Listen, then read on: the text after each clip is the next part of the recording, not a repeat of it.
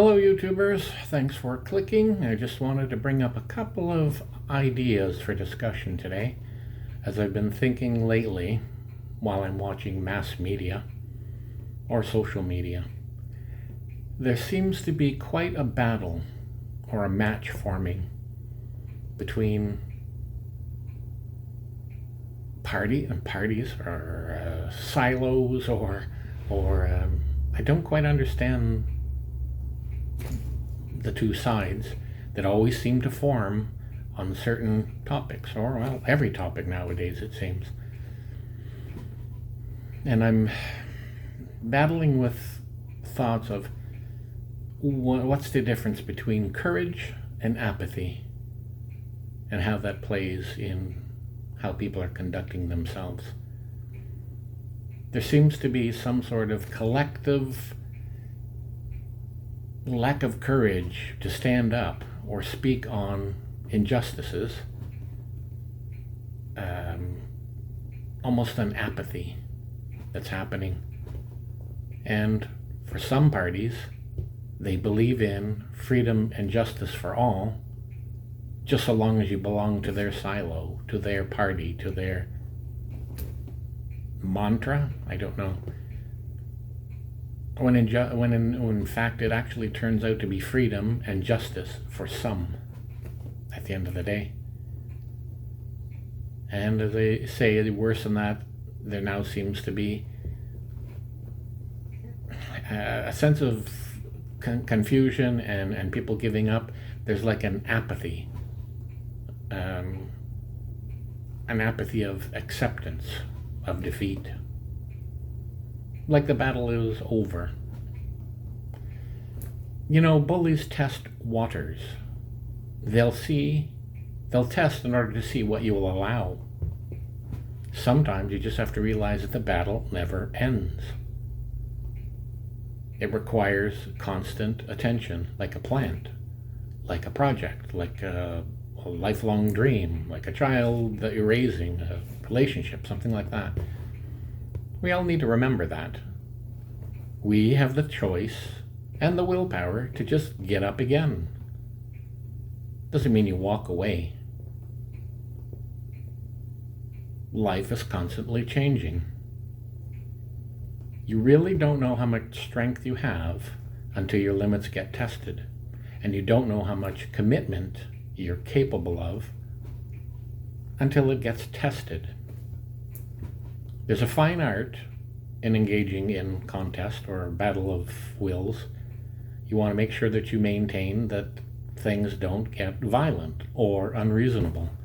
Fortitude is nice, but trying to employ a communal sense of wisdom might get you further in the battle and keep things on a non-emotional basis. The art is in using words that your combatant can comprehend, presuming they're not so emotionally tied off that they can't hear words anymore. That requires you to be all about the process. Ensure that they comprehend your point, and that you just aren't trying to subdue them. The same can be said or expected from your opponent, for lack of a better word. If you fully love and are confident in your position, then you must, by definition, be open to your neighbor's position and love them for having individual perspective. And given that we're all made of the same material and answerable to the same universe, they have an equal investment in your two positions. We're all answerable to the same universe, the same source of spirits or souls above, the same creator, if you will. Do you believe that we're all the same? Do they believe that we're all the same? All equally involved? Do you have belief or faith that you're going to the same soul repository as everyone else after this life, and do they? Or are they going to go to a private hell? Are you going to go to a private hell over your beliefs? Are you going to defend your position as correct until the end of time in your private little tower? Again, no man is an island. Countries have different people. Cities have different people in them. No person is an island.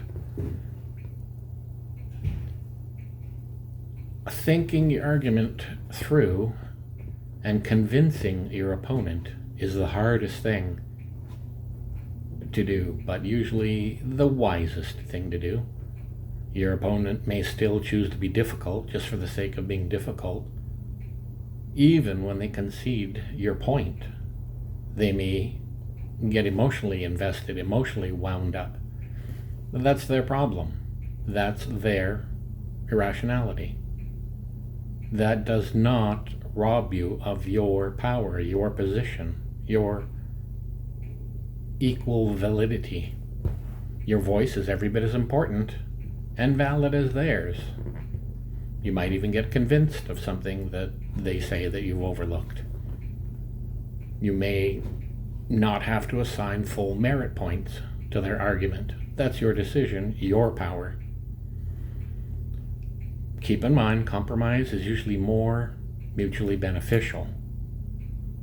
More beneficial than a stubborn standoff perspective.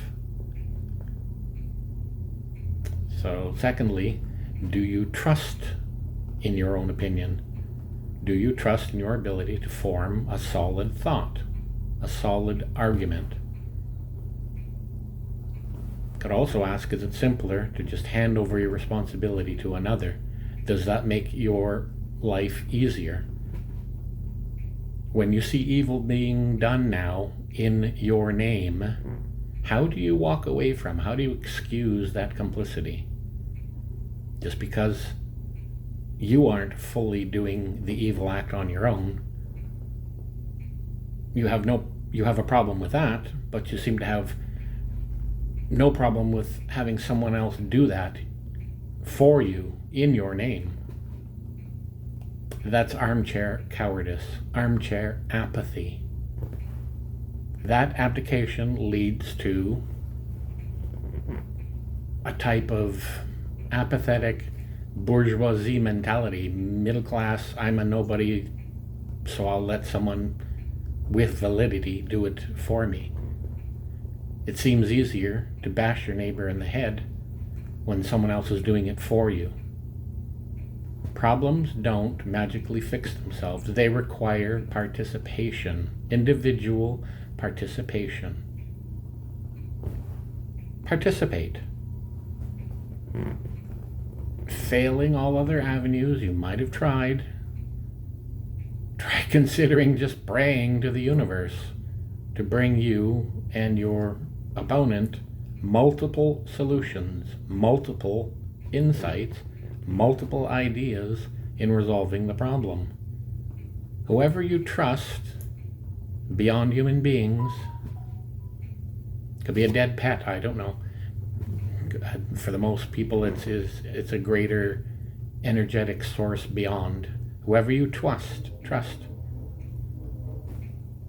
And just consider being open to many perspectives, even ones you haven't thought of until now.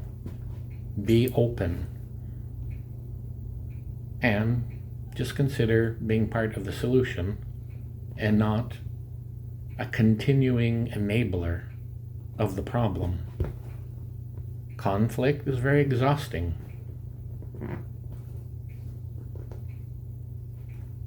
At the end of the day, how much conflict are you willing to exact upon yourself or your neighbor?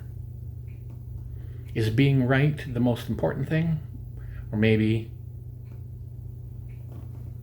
is being a peacekeeper and finding solutions and compromise more to your benefit, to both of your benefits, in fact? Will you just shoot yourself in the foot to be right?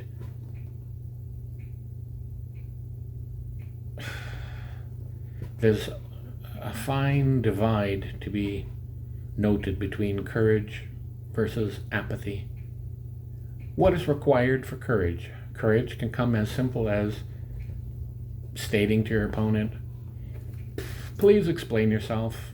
I'm not getting your point fully. Please say it again so that I may be so educated. You can also say, I seem to hear you're expressing that you feel X, Y, and Z. I'm not quite there myself yet. Can you help me? State your point a different way. See if that helps. Don't assume I know what you're saying.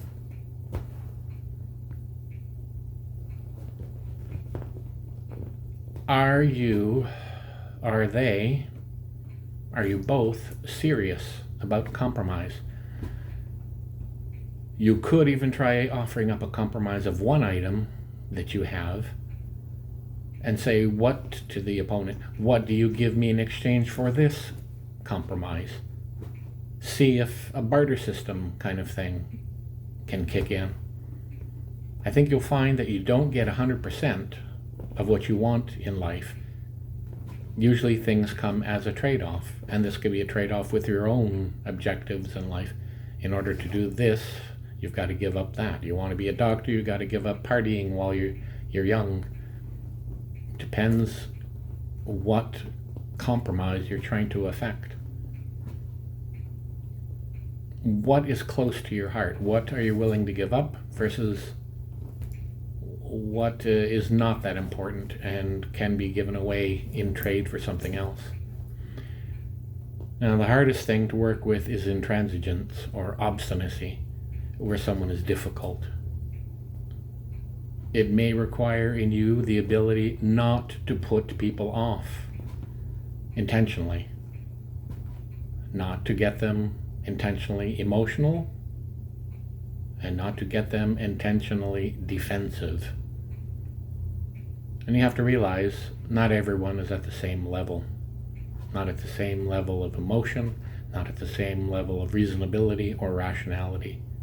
Listen to your neighbor's emotion. Maybe reflect it back to them for clarity's sake. Verify what your interpretation is on what they've said. Verify it, qualify it, and then say to them, okay, you've established clearly the way you feel on this topic. Now, can you give me 2 easy ways of addressing this concern that you think I'm going to be able to accept? See what the response is. Are they reasonable, or are they simply provoking an obvious conflict? Try to work on solutions rather than points of argument. Solutions are not flags of correctness, of piousness, of superiority. Work on solutions rather than simply trying to win your point of argument. Work on barter trade as opposed to just continuing your argument into infinity. Resolve to put your emphasis on your objective rather than your point. When in doubt, ask your ancestors, ask your creator, ask the spirits, whoever you communicate with when you're at your wit's end with human beings. It might help if we learned to move on from conflict to conflict resolution. This world is so large, and it's only so large, and we all have to live together on it. There isn't a second world, a second Earth. At some point, we're going to have to realize what benefits one usually benefits the other. Maybe not to the full extent, the same extent, and that's where ego-based conflicts usually arise.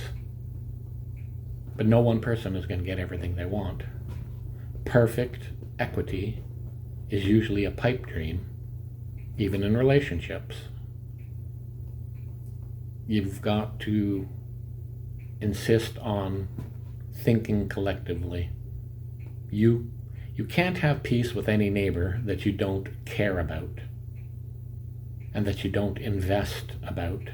Good neighbors band together to fend off common enemies because they realize no one can defend everywhere all at one time. Remember, peace doesn't come from fear. Fear comes from fear. Aggression comes from fear.